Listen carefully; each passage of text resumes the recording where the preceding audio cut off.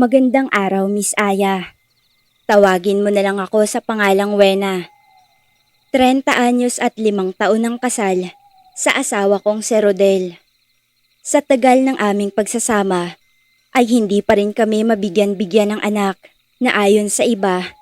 Ang anak ang nagbibigay ng saysay sa bawat araw ng mag-asawa. Ilang beses na kaming nagtangkang magkaanak, pero sa tuwing umaasa kami, doon naman nadudurog ang puso ko. Tuwing nagiging negatibo ang resulta. Pero mahal ko si Rodel at sa kabila ng kawalang anak namin, nananatili kaming buo. O iyon ang akala ko. Nang pumanaw ang mga magulang ni Rodel, napagdesisyon na naming umuwi sa probinsya para asikasuhin ang naiwang bahay. Isang lumang bahay na yari sa kahoy. May malawak na bakuran at nasa tabi nito ang isang matandang puno ng mangga. Sa unang tingin ko pa lang sa punong yun, may nararamdaman na akong hindi ko maipaliwanag. Pakiramdam ko, parang may mali sa punong yun, pero hindi ko lang alam kung ano. May nakakabit na upuan roon na siyang laging tinatambayan siguro ng mga magulang ni Rodel tuwing nagpapahangin ng mga ito noong nabubuhay pa. Kahit na may naramdaman akong kakaiba, ay hindi ko na lamang inintindi pa. Baka kasi namamahay lang ako o di kaya ay naninibago lang sa lugar. Unang gabi namin sa lumang bahay. Habang abala pa ako sa pag-aayos ng mga gamit sa loob, nakita ko si Rodel na tahimik na nauupo sa ilalim ng puno. Wari may kinakausap, pero noong lumapit ako, nakatingin lang siya sa kawalan. Tinawag ko siya at tinanong kung ano ang ginagawa niya roon. Ngumiti lang naman siya at sinabing gusto lang niyang magpahinga. Sa tuwing magtatakip silim na lang, palaging naroroon si Rodel. Minsan ay inaabot pa ng hating gabi. Minsan din ay naririnig ko siyang parang may kinakausap, pabulong. Minsan tatawa, minsan magpapaalam. Akala ko nung una nababaliw na ako. Nakakarinig na rin ako ng boses ng babae. At sa totoo lang, nakaramdam ako ng paninibugho. Noong hindi ko na nga nakayanan ng paninibughong nararamdaman kung sino ang nakakausap niya sa may puno ng mangga. Laking pagtataka naman niya na para bang wala siyang kalam-alam tungkol sa mga sinasabi ko. Anong ibig mong sabihin? Ikaw lang naman ang kausap ko. Wala namang ibang tao rito bukod sa ating dalawa. Nagtatakang tanong niya, ngunit may kakaibang ngiti sa mga labi niya. Hindi ko lubos maipaliwanag kung ano yun. Sigurado ka ba? Kasi minsan… Ano ka ba? Guni-guni mo lang yan. Alam mo namang tayo lang ang naririto. Huwag ka na nga mag-isip ng kung ano-ano. Hindi ko na naituloy pa ang sasabihin ko nang bigla niya itong putulin at sinabi sa aking baka naninibago lang ako sa lugar. O di naman kaya ay ang mga taong dumadaan sa labas o kapitbahay namin ang naririnig ko. Pero imposible ang sinasabi niyang iyon. May kalayuan kasi ang pagitan ng mga kapitbahay namin at ang kalsadang dinadaanan naman ay medyo malayo sa bakuran. Kaya naman kung hindi malakas ang boses ng mga taong dadaan, ay imposibleng marinig ko iyon kapag nasa loob ako ng bahay. Hindi man ako lubos naniniwala sa sinasabi ng asawa ko, ay ipinagkibit balikat ko na lamang muna ito. Hanggang sa isang gabi, habang natutulog kami, nanaginip ako. Nakita ko ang isang babae. Mahaba ang buhok, naninilaw ang mga mata, at ang tinig niya'y malamig na parang patak ng ulan sa madaling araw. Hindi mo siya pag-aari. Ani ng babae. Pero sa kabila ng pagiging malamyos ng boses nito, ay gayon naman ang biglang pagbabago ng itsura niya. Naging nakakatakot ito na talagang nagpabalikwa sa akin ng bangon. Nagising akong pawis na pawis at nanginginig. Nilingon ko si Rodel tulog na tulog. Pero napansin kong may bakas ng ngiti sa kanyang labi na para bang napakaganda ng panaginip niya. Habang ako naman, binabagabag ng bangungot. Kinabukasan, habang naglalaba ako sa likod ng bahay, may narinig akong boses ng babae. Rodel, mahal. Magaan, malambing.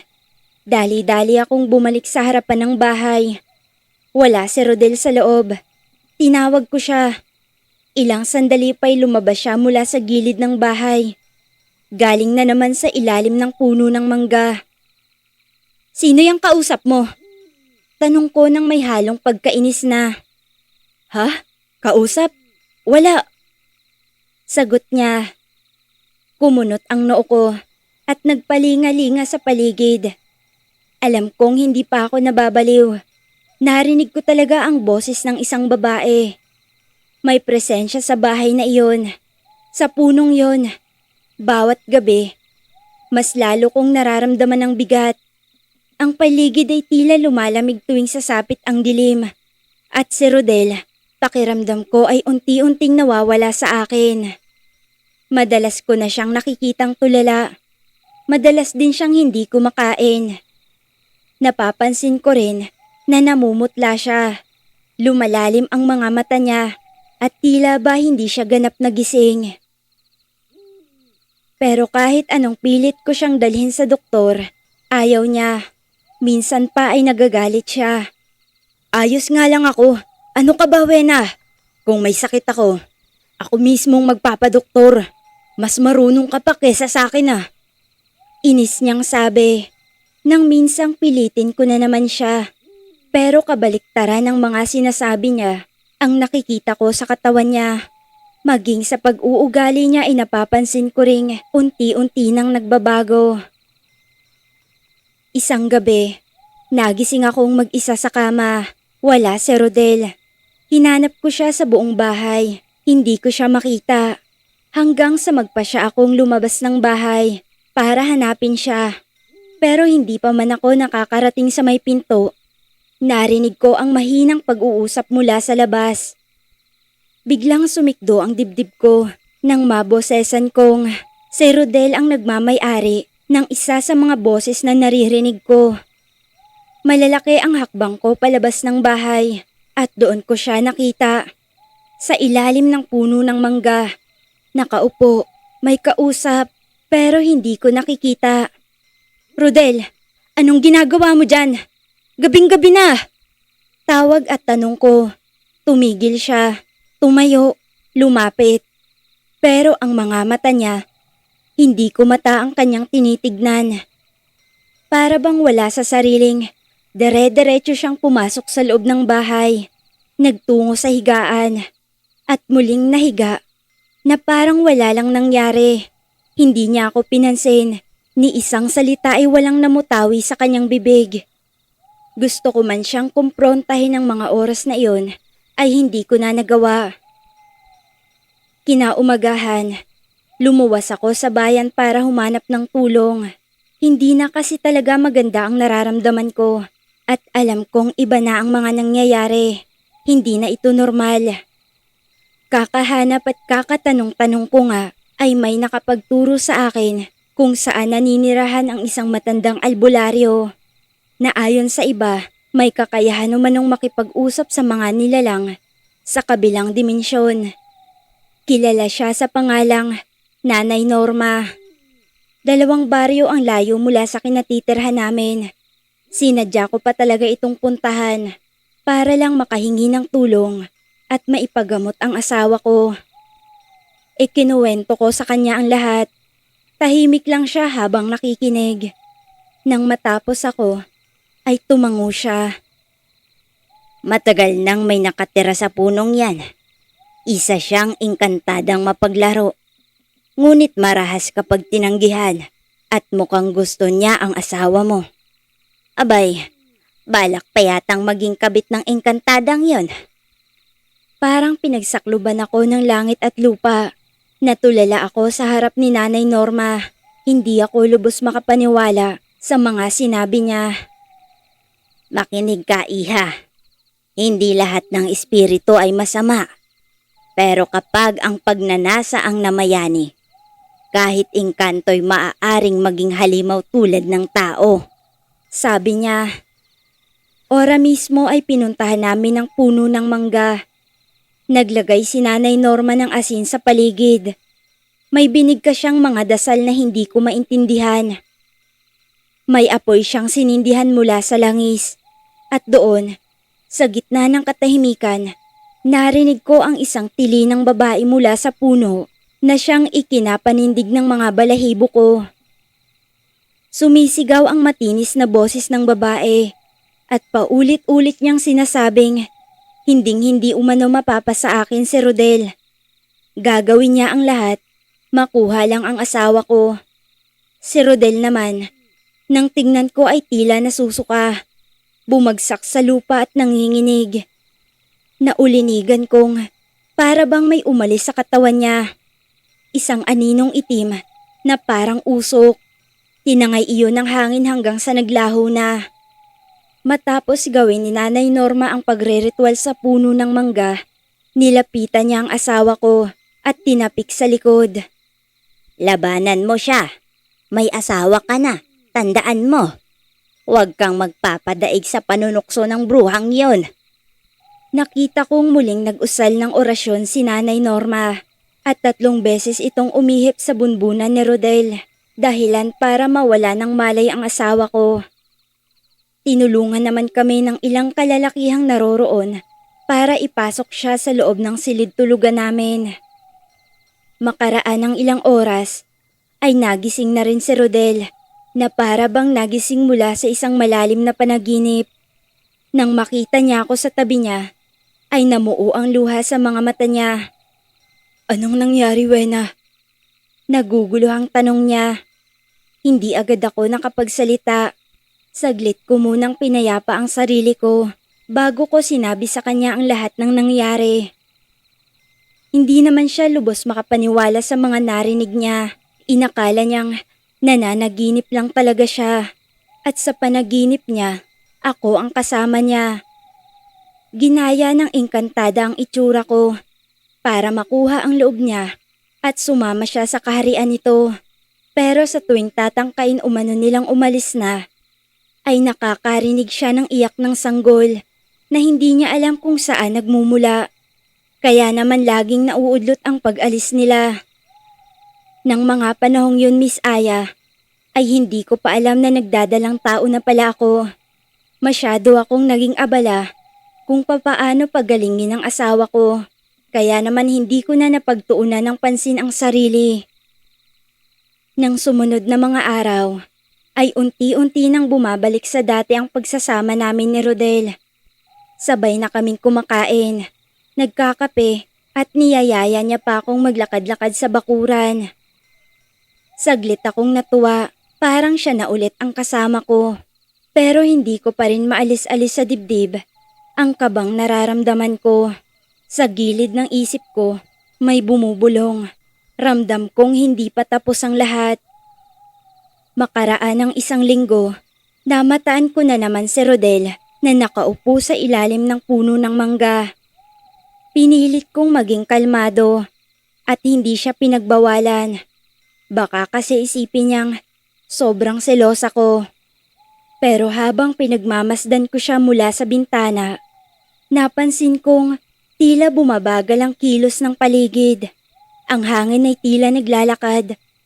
Ang liwanag ay biglang naging mapusyaw.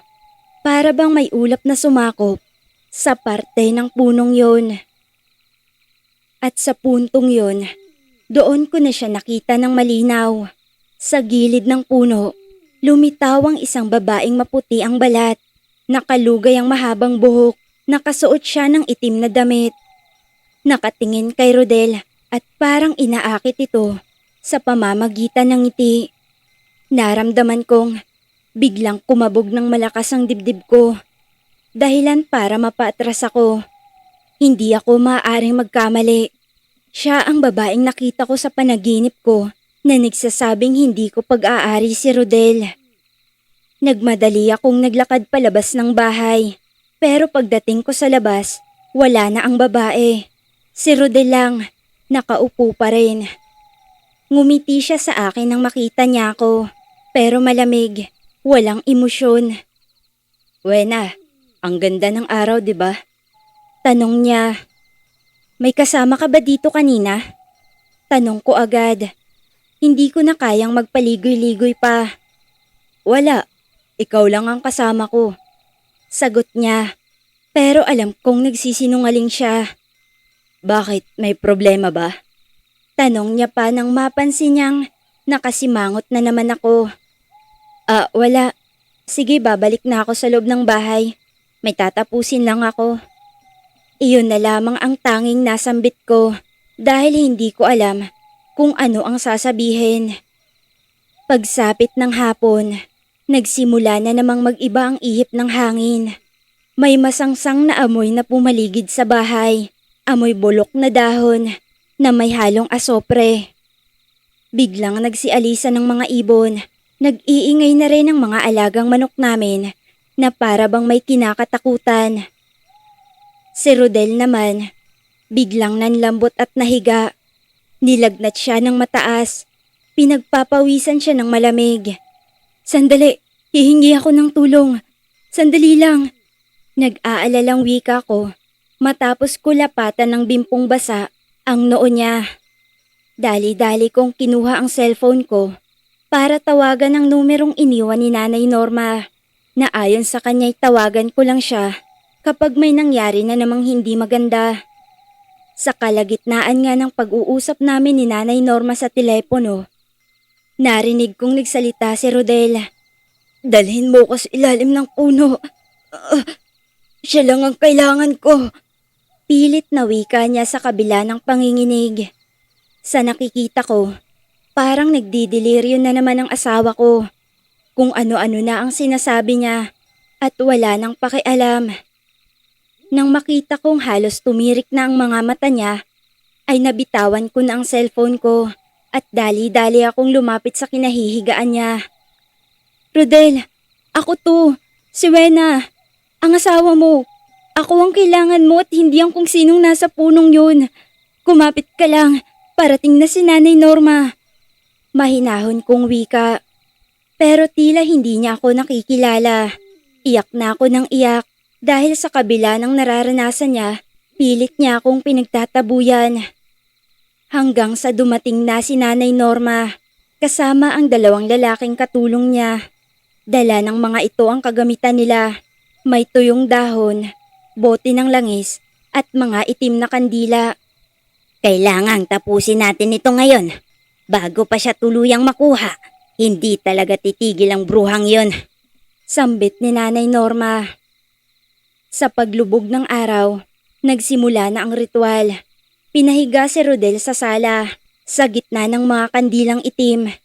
Pinaligiran siya ng asin at tinapala ng dahon-dahon sa noo at dibdib.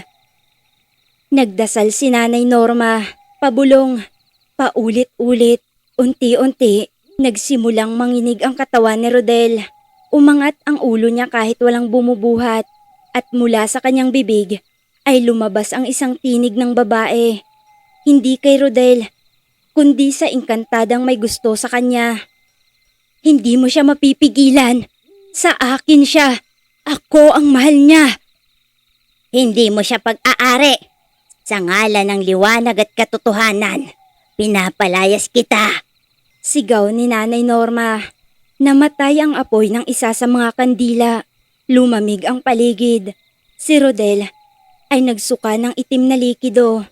Pagkatapos ay nanahimik. Bumagsak ang kanyang katawan na parang nawala ng ulirat. Dali-dali namang tinakpan ni Nanay Norma ang bibig ni Rodel ng telang puti na may mga nakasulat na simbolo. Huwag mo siyang kausapin hanggang bukas. Tulog lang siya. Naglalakbay pa ang kanyang kaluluwa. Naiwan akong nanginginig. Yakap-yakap ang walang malay na katawan ng asawa ko. Sa labas ng bahay, narinig ko ang huni ng ibon na tila ba umiiyak at ang puno ng mangga animoy lumungkot. Pero hindi pa rin ako panatag. Alam kong hindi pa tapos ang laban. Rodel. Nanindig ang mga balahibo ko nang marinig ko iyon. Mahaba, malamig, at umaalingaw-ngaw ang tinig na lumabas sa bibig ng asawa ko. Parang tinig ng babaeng bruha na pumapailan lang sa pamamagitan ng hangin. Tinig ng isang nilalang na hindi nabibilang sa mundong ito. Napatakip ako sa bibig ko. Hindi ko alam kung sisigaw ako o lalapit kay Nanay Norma para humingi ng lakas. Pero nang lumingon ako sa kinaroroonan nila, ay kalmado pa rin sila na para bang inaasahan na nilang mangyayari ang mga ganitong bagay. Maya-maya pa, muling lumapit si Nanay Norma. Nag-usal na naman siya ng dasal habang pinapaikot-ikot kay Rodel ang isang boteng may laman na parang usok na puti, makapal at tila may buhay. Rodel, sa akin ka na. Sa akin ka na. Ang kaninang malamig at malamyos na boses ay bigla na lang itong naging nakakapangilabot. Napaatras talaga ako nang marinig ko iyon. Hindi na siya si Rodel. Ang mga mata niya'y puti na lang ang nakikita. Wala nang itim. Walang galaw. Para siyang estatwa na pinapagalaw ng kung sino mang nilalang na sumasapi sa kanya. Makinig ka, iha. Bulong ni Nanay Norma habang iniaabot sa akin ang isang pulang lubid. Itali mo ang lubid sa kanan niyang pulsuhan habang binibigkas mo ang buong pangalan niya. Nababatid kong oras na marinig niyang tinatawag mo siya, makakaalis siya sa ginawang hipnotismo ng engkantadang yun. Nanginginig ang kamay ko pero pinilit kong kumilos. Lumuhod ako sa tabi ni Rodel, tinali ang lubid sa kanyang pulsuhan at pabulong kong binigkas ang pangalan niya. Saka pa ulit-ulit na sinabing bumalik na siya at naghihintay ako. Makaraan ng ilang sandali, biglang lumakas ang ihip ng hangin. Umangat ang mga kurtina kahit sarado ang bintana. Nagsisindihan at sabay-sabay namamatay ang mga kandila sa paligid namin. At mula sa bibig ni Rodel ay lumabas ang isang hagulgol.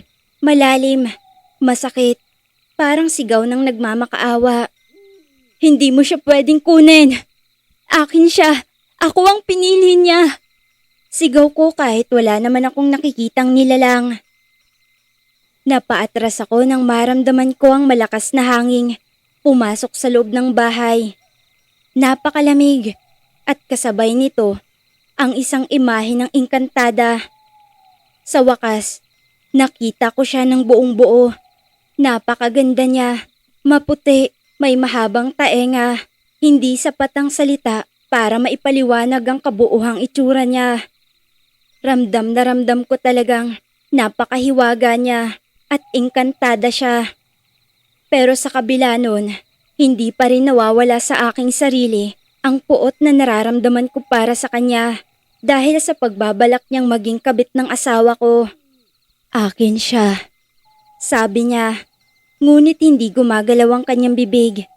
Tila ang tinig niya'y dumiretso sa isip ko, hindi sa pandinig. Anong kailangan mo sa kanya? Hindi siya sa'yo. Tanong ko, habang pinipilit na pigilan ang panginginig ng boses ko. Pinili niya ako, dito, sa lilim, sa tahimik, sa mundo kung saan hindi siya masasaktan. Pero hindi mo siya mahal, ginugulo mo lang siya, nilulunod mo siya sa sarili mong pangarap. Magsasalita na sanang engkantada nang biglang sumigaw si Rodel at napakapit sa lubid. Wena! Pareho kaming napatingin kay Rodel. Bahagyang natigilan. Kitang-kita ko sa mga mata ng asawa ko na hindi na bago sa paningin niya ang engkantada. Hindi na ito nagulat na para bang sanay na siyang makita ang babae. Doon ko napagtanto na hindi totoo ang sinabi ni Rodel sa akin noong unang beses na gamutin siya ni Nanay Norma. Hindi totoong kinopya ng engkantada ang itsura ko para mapalapit sa kanya. Hindi mo ba ako pipiliin? Masaya ka sa kanya, sa babaeng ito na umiiyak gabi-gabi, Sa mundong puno ng sakit at pagkukulang? Mahinahong tanong ng engkantada. Hindi na ako nakapagsalita pa. Doon ko lang kasi napagtanto ang lahat. Simula pa lang, ginusto na talaga ni Rodel na magkaroon sila ng koneksyon. Oo, masaya ako sa kanya. Mahina pero malinaw ang sinabi ni Rodel. Nakita kong napayuko ang engkantada. Tila nasaktan siya. Ang ngiti ay unti-unting nawawala sa mga labi niya. Napalitan ng lungkot, ng galit. Pinili mo siyang magdusa. Rodel, hindi mo ba alam kung ano ang kapalit ng pagtanggi sa akin? Mula sa labas ng bahay, ay narinig ko ang malalakas na sunod-sunod na kulog. Kasabay ng panakanakang pagkidlat. Nawari ba'y uulan? Bumigat rin ang simoy ng hangin. Nanay Norma! Sigaw ko kay Nanay Norma. Mabilis niyang sinindihan ang isa pang itim na kandila at itinapon ng langis sa paligid. Habang paulit-ulit na binabanggit ang orasyong hindi ko maintindihan. Bumalik ka na sa pinanggalingan mo! Sigaw ni Nanay Norma. Tumili ang engkantada. Isang matinis, mahaba at masakit sa tenga. Nakita kong nanghihina ang engkantada. Unti-unti siyang nauupos na parang abo. Hanggang sa ang kanyang anyo ay unti-unting naglaho kasama ng hangin, liwanag at usok. Pagbagsak ng katahimikan, napaubo ang asawa ko. Pawis na pawis, nanginginig. Nilapitan ko siya at mahigpit na niyakap. Naririnig pa rin kita, Wena. Naririnig kita kanina. Bulong niya at nangangatog ang mga kamay. Napahagulgol ako. Ang bigat sa dibdib ko ay unti-unting nababawasan. Pero ang takot ay hindi pa rin tuluyang nawawala. Sa puntong iyon, alam kong hindi pa tapos ang lahat. Tumayo si Nanay Norma at tumingin sa akin. Kailangan pa nating magbantay. Bihira sumuko ang mga engkanto ng ganon-ganon. Kapag sinaktan mo ang puso nila, babalik sila. Dala ang pagkasuklam. Ang tinig ng engkantada ay malamig, puno ng lungkot. Ngunit sa oras na nagagalit ito, ay napakalaki ng pinagbabago ng boses niya. Nakakatakot, nakakapangilabot, na talagang manunuot sa kaloob-looban mo. Hindi mo ko kayang alisin sa kanya. Ako ang nauna. Ako ang pinili niya. Ako ang karapat-dapat. Napaatras ako. Hindi iyon ang boses ni Rodel. Habang si Nanay Norma, napahigpit ang hawak sa boteng may langis. Hindi siya nagsalita agad. Pinanood niya muna si Rodel habang patuloy itong nanginginig at nilalagnat. Patawarin mo siya, sabi ko sa engkanto. Kahit hindi ko alam kung naririnig niya ba ako. Kung may kasalanan man siyang nagawa noon, ako na ang nagmamakaawa. Bitawan mo na siya. Nahihirapan na si Rodel. Tumawa ang tinig. Isang halakhak na walang halong tuwa. Hindi mo ba naiintindihan? Hindi siya nagkasala sa akin. Minahal niya ako. Ako ang tahanan niya bago ka dumating. Nagkatinginan kami ni Nanay Norma. Puno ng pagtataka ang bawat mata ng isa't isa. Ay, iha. May nakaraan sila. Matagal na. Posibleng noong hindi pa kayo mag-asawa. Kaya ganun na lang katindi ang pagnanais ng engkantadang yun na makuha ang asawa mo. Malakas ang kutob kong nakilala na niya ang engkantadang ito. Siguro sa panaginip o noong bata pa siya. Minsan, may mga tao ang nakakapasok sa mundo ng engkanto nang hindi nila namamalayan. At sa mundo nila, ang isang pagtingin lang ay maaaring sumpa o pangako. Umiiling na sabi ni Nanay Norma. Napaupo ako sa sahig. Naramdaman kong parang pinipiga ang puso ko. Hindi pa pala tapos. Akala ko tapos na ang lahat at wala nang magiging problema pa. Pero parang mas malala pa. Pero kasal na kami, Nanay Norma. Hindi ba sapat na yun? Hindi ba dapat respetuhin yun?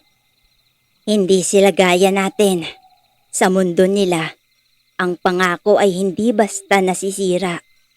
At kung sakaling sinira ito, may kabayaran. Nagpatuloy si Nanay Norma sa kanyang ritual.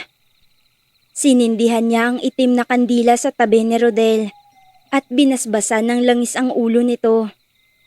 Nagsindi rin siya ng dahon ng alagaw at inilagay sa apoy habang binibigkas ang pangalan ni Rodel at ang mga salitang tila galing sa lumang wika. Muling nagsalita ang engkantada sa bibig ng asawa ko. Pero ngayon ay mas mahinahon na. Hindi pa ako tapos. Kung hindi siya para sa akin, wala ring makakakuha sa kanya. Biglang bumigat ang paligid. Ang mga bintana ay nagbukas-sara.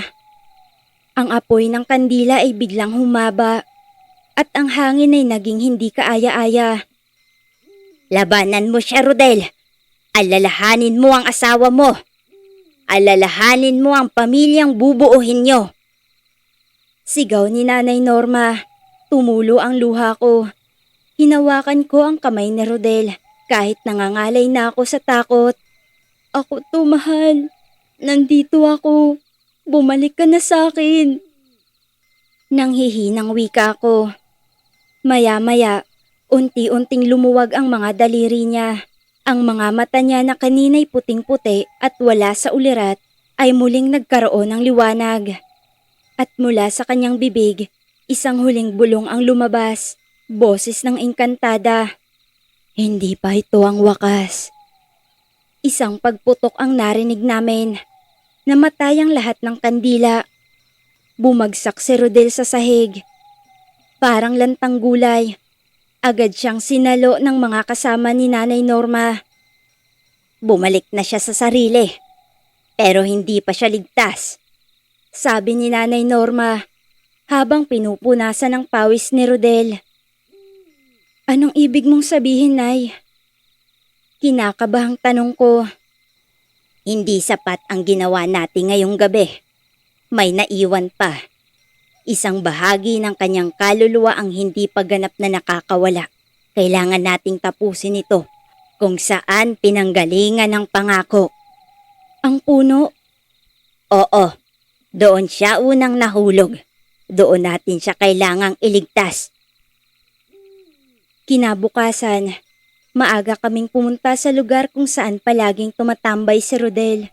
Sa ilalim ng malaking punong nara sa likod ng dating eskwelahan nila.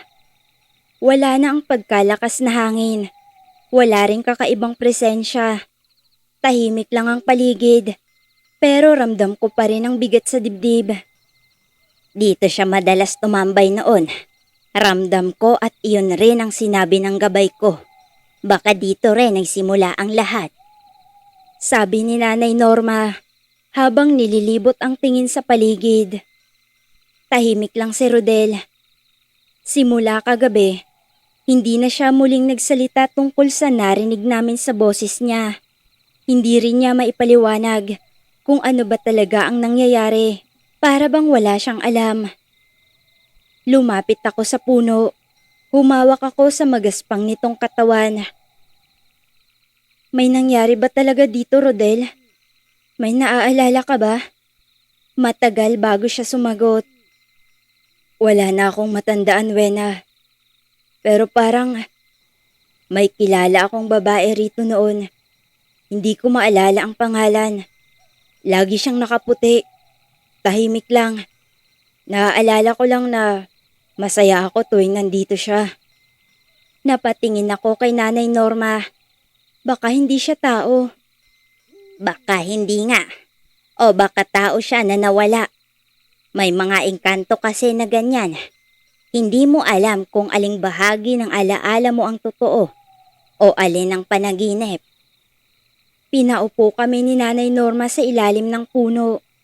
Binulungan niya si Rodel na magsalita kung may naaalala pa siya.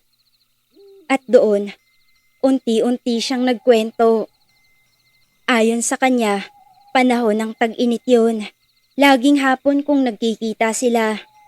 Hindi niya alam kung saan umuuwi ang babae. Basta kapag naroroon siya sa puno, bigla itong lumilitaw. Tahimik lang, pero parang kilalang kilala siya nito. Minahal mo ba siya? Mahinang tanong ko sa gitna ng pagkikwento ni Rodel. Dahan-dahan siyang tumango. Oo, bago pa kita makilala. Tugon niya. Saglit akong nanahimik, hindi dahil nagsiselos ako, kundi dahil napatunayan kong totoo nga ang pakiramdam ko. May iniwang koneksyon si Rodel sa babaeng yon, kung babae man siya. Bakit siya bumalik? Muling tanong ko, para basagin ang katahimikang namumutawi sa amin. Napayuko na lang si Rodel at napahawak sa kanyang sentido, bago muling sumagot. Hindi ko alam. Wala naman akong balak siyang balikan. Hindi ko naman siya hinanap. Lumapit si Nanay Norma at tumayo sa harap naming dalawa. Minsan, hindi mo kailangang balikan ng isang alaala para bumalik ito. Minsan, sila mismo ang bumabalik, lalo na kung may hindi natapos. Hindi engkanto ang hanap niya, Rodel. Taong nakalimot. Taong nangakong babalik pero hindi tumupad. Napapikit si Rodel. Patawad. Pinikit ko rin ang mga mata ko at marahang hinaplos ang tiyan ko kung saan nararamdaman kong may gumagalaw. May tumitibok na sa loob nito. Alam ko, ramdam kong meron na. Hindi ko man napagtuunan ng pansin ang sarili ko, pero nararamdaman kong nagdadalang tao na ako. Kung kailangan humingi ng tawad para matapos na to, gawin mo, Rodel. Hindi para sa kanya, kundi para sa atin. Para sa anak natin. Para sa buhay na gusto natin. Sambit ko, habang pinipigilang tumulo ang mga luha sa mata ko. Tumayo si Rodel. Lumapit siya sa puno. Tinignan niya ito na para bang nakatingin sa nakaraan. Kung nandyan ka pa, kung nakikinig ka, patawad kung hindi kita hinintay. Patawad kung hindi kita binalikan. Hindi ko sinasadya. Bata pa ako noon. Hindi ko alam ang tama at mali, pero hindi ko na kaya. May asawa na ako. Hindi na kita kayang dalhin sa buhay ko. Palayain mo na ako. Hayaan mo na akong mamuhay ng buo. Tahimik ang lahat pagkatapos nun. Walang hangin. Walang kaluskos, pero parang may gumaan sa paligid. Para bang ang bigat sa balikat naming tatlo ay dahan-dahang nawala. Umuwi kaming tahimik. Walang nagsasalita. Pagka-uwi ay agad kaming nagpahinga. Si Rodel, sa unang pagkakataon matapos ang ilang linggo, ay mahimbing nang nakatulog. Walang panaginip. Walang boses. Wala na ang kirot. At ako, pinagmasdan ko siya habang natutulog. Tahimik na ang gabi. Makalipas ang ilang araw, naging maayos ang takbo ng buhay namin. Si Rodel, tila unti-unting bumabalik na sa dati. Mas madalas na siyang umiti. At laking tuwa niya nang makumpirma naming nagdadalang tao nga ako. 3 buwan na.